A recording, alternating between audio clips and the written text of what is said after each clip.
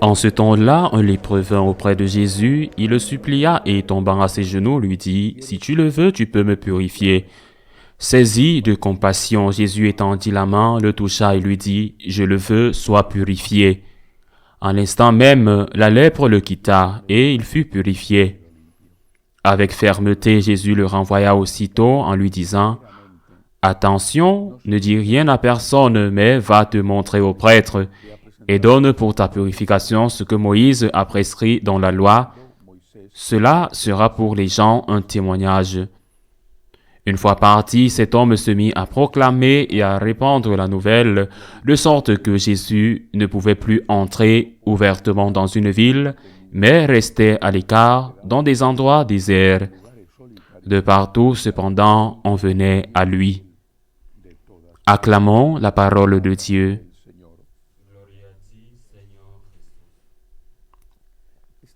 Ce miracle, un de plus et pourtant différent, est particulièrement intéressant, non pas à cause de ce que fait le Seigneur, mais à cause de la réponse du bénéficiaire du miracle. Jésus lui dit, comme l'indique l'Évangile, qu'il lui a demandé sévèrement de ne le dire à personne, sauf au prêtre, parce que c'était obligatoire. Le prêtre devant délivrer un document certifiant que l'ancien lépreux n'était plus lépreux et que grâce à ce document, il pouvait rejoindre sa famille. S'il l'a dit non ou s'il l'a dit à quelqu'un, c'est parce que le Seigneur évangélisait et qu'il savait que la renommée d'un thaumaturge ou d'un faiseur de miracles attirait des gens qui ne voulaient pas écouter son message, mais qui voulaient profiter de ces miracles. C'était l'époque de la prédication.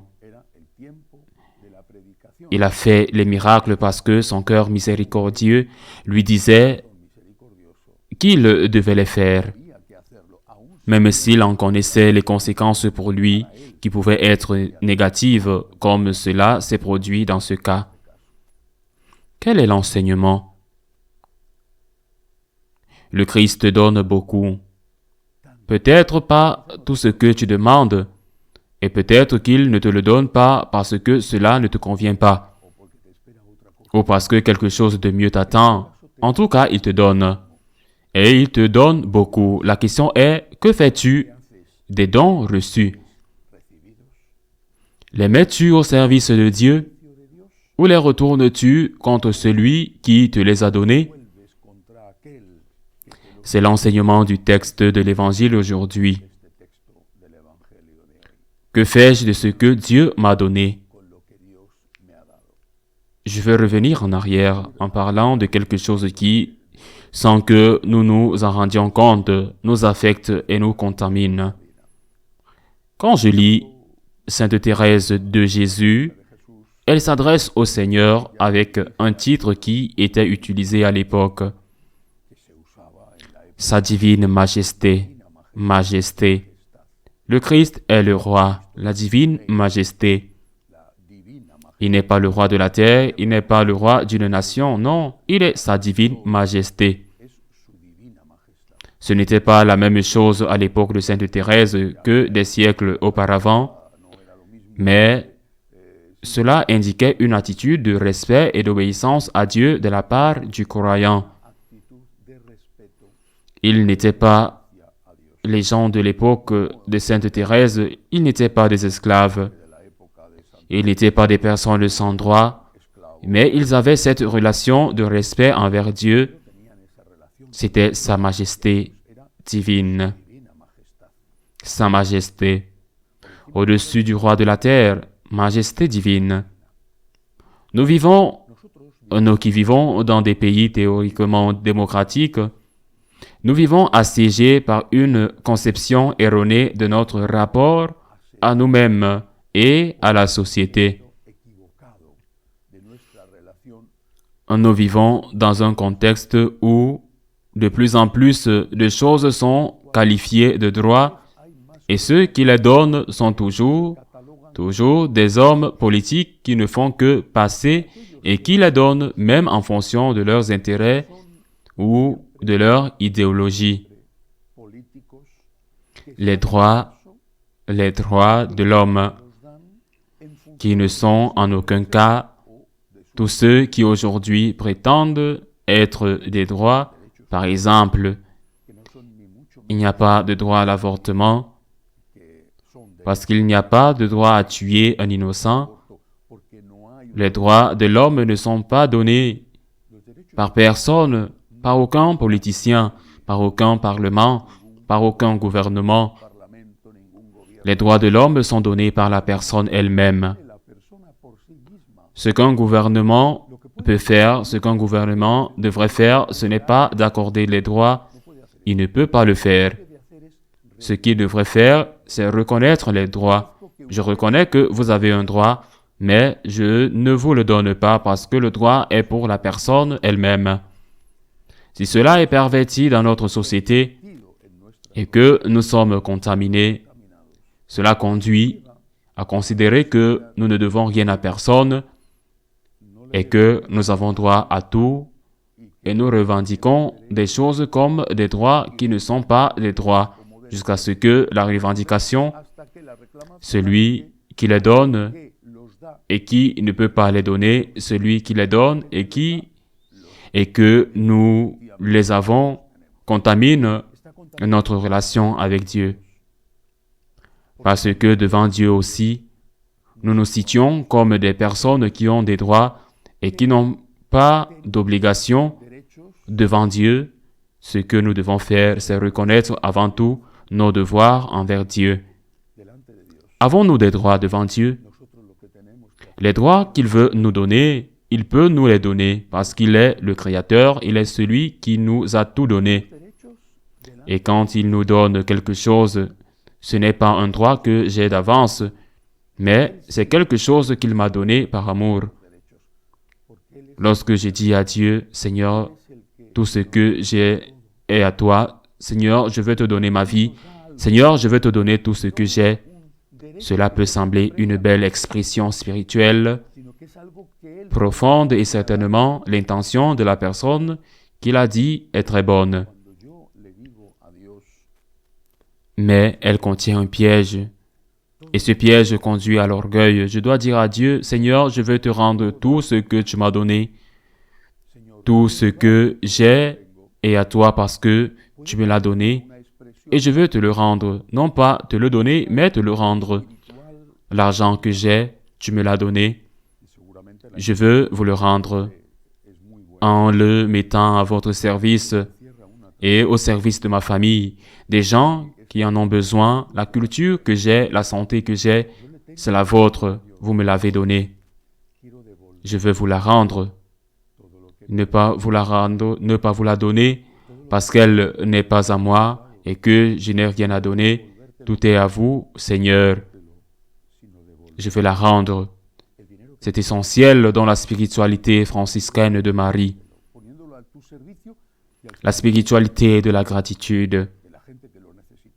D'être conscient que nous devons tout à Dieu, que tout est grâce et que ce que je dois faire, c'est lui rendre grâce.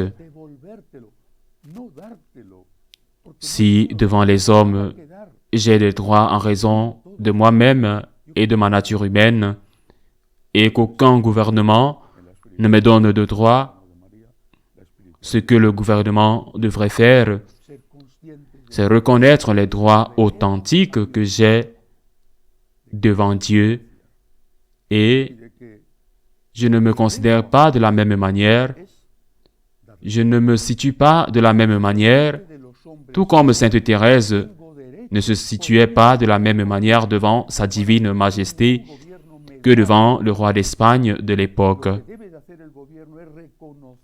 Devant Dieu, je me place comme quelqu'un qui doit tout à Dieu. Pas presque tout, pas beaucoup, mais tout. Tout.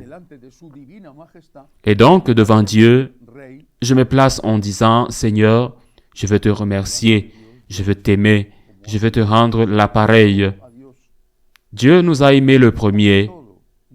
Il nous a aimés en nous créant. Il nous a aimés en nous rachetant. Il nous a aimés en nous enseignant. Quel est le rapport avec l'évangile d'aujourd'hui? Cet ancien lépreux retourne le don de Dieu contre Dieu et fait ce que le Christ lui a dit de ne pas faire. Peut-être qu'il a fait avec de bonnes intentions. Je ne sais pas, mais il retourne contre Dieu le don de Dieu et ça crée des problèmes à Jésus qui ne peut plus entrer dans une ville ou un village pour prêcher, qui doit rester dormir dans le champ. Dormir dans le champ, mettre une couverture par terre avec tout ce que ça veut dire, parce qu'il ne peut pas entrer même dans les villages parce qu'il a fait un miracle à un ingrat. Lorsque nous ne rendons pas à Dieu ce qu'il nous a donné,